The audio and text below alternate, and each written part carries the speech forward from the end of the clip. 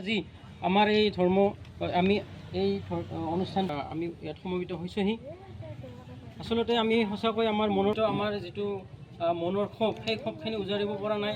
আমি হয়তো আমাক চৰকাৰখনে সকলোৱে দুৰ্ভগীয়া শিক্ষক আমাৰ মাজতে কিমান SSS স্কুল আৰু আমি আগতেও আমি কষ্ট কৰি এইখিনি পৰ্যায় পাইছোঁ আৰু ইয়াতো যদি ৰেগুলাৰ হোৱাৰ পিছতো যদি আৰু কিবা সমস্যা থাকিব পাৰে সেইটো আমি কিন্তু ভবা নাছিলোঁ।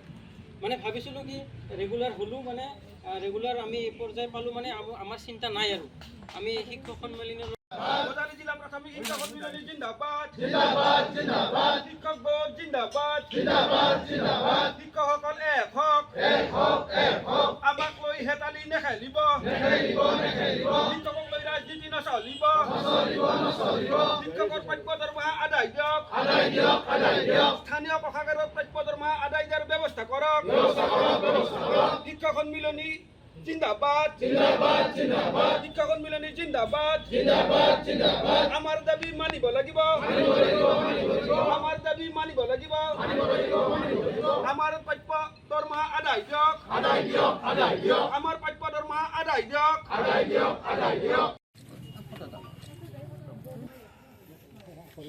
এনেকৈ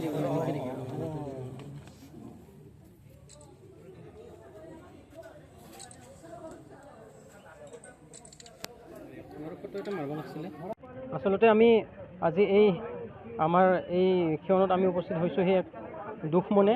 আচলতে আমাৰ দাবী এটাই, আমি কোনো পধ্যে আমি SNA স্পৰ্টছৰ পৰ্টেলৰ পৰা আমি দৰমহা গ্ৰহণ নকৰোঁ আৰু আমি আমাৰ জিলা স্থানীয় যি কোষাগাৰ আছে এই কোষাগাৰৰ পৰাই আমি দৰমহা আমাক দিব লাগিব। আমাৰ এটাই দাবী, এইটো আমাৰ ন্যায্য দাবী। আৰু আমি এইখিনিতে এটা কথা স্পষ্ট কৰি দিবলৈ ওলাইছোঁ যে আমাৰ SRD শিক্ষক কল্যাণ মঞ্চ যিখন আছে সেইখনৰ লগত আমি আচলতে জড়িত নহয়। আমি জড়িত আমাৰ যি সদৌ অসম প্ৰাথমিক শিক্ষক সন্মিলনীৰ লগত আমি জড়িত। আমি SRD আমাৰ শিক্ষক কল্যাণ মঞ্চৰ লগত আমি জড়িত নহয়। আৰু আমি এইখিনিতে আমি ক'ব বিচাৰিছোঁ যে আমাৰ যি শিক্ষকসকল প্ৰতাৰিত শিক্ষক আৰু ভুক্তভোগী শিক্ষকসকল আচলতে আজি এই কাৰ্যসূচীত আচলতে অংশগ্ৰহণ কৰিছে এক ক্ষোভ লৈ। আমাৰ এই সফল যদি কাৰ্যসূচী নহয় তেনেহ'লে আমি আমাৰ গুৱাহাটীলৈ আৰু আমাৰ ন্যায়ালয়ৰ ওচৰলৈ কাষ চাপিবলৈ আমি বাধ্য হ'ম। ধন্যবাদ। হয়, আচলতে মাননীয় শিক্ষামন্ত্ৰীয়ে নিজে জানি গৈছে নে নেজানি গৈছে নাজানো। আমি আচলতে দৰমহাৰ কাৰণে আমি আজি ইয়াতে একত্ৰিত হ'ব লগা হোৱা নাই। আমাক যি এই 22 মাহে দৰমহা দিছে, আমি সম্পূৰ্ণ ৰাজ্য চৰকাৰৰ নিয়মীয়া কৰ্মচাৰী আৰু আমাক আগৰ দৰেই আমাৰ স্থানীয় কোষাগাৰৰ জৰিয়তে বেতন দিয়াৰ ব্যৱস্থা কৰক। আমাৰ যি নিৰ্দেশনা ওলাইছে SNA স্পৰ্টছ মডেলৰ জৰিয়তে দৰমহা দিম বুলি তেখেতে যি নিৰ্দেশনা উলিয়াইছে বিভাগীয় ফালৰ পৰা, গতিকে সেই নিৰ্দেশনা অতি শীঘ্ৰে বাতিল হ'বই লাগিব। আৰু আমি সেই নিৰ্দেশনা তেনেকৈ দিলে আমি দৰমহা তেনেকৈ দিলে আমি কেতিয়াও মানি নলওঁ।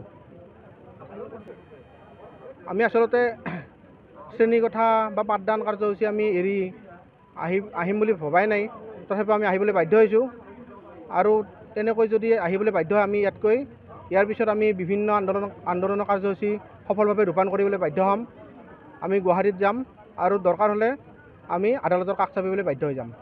আজি আমি গোটেই অসমৰ প্ৰতিখন জিলাতে আমি প্ৰাথমিক শিক্ষা সন্মিলনীৰ তৰফৰ পৰা 1 ঘণ্টা জুৰীয়া আমি ধৰ্ণা কাৰ্যসূচী আৰু ধৰ্মঘট কাৰ্যসূচী পালন কৰিলোঁ।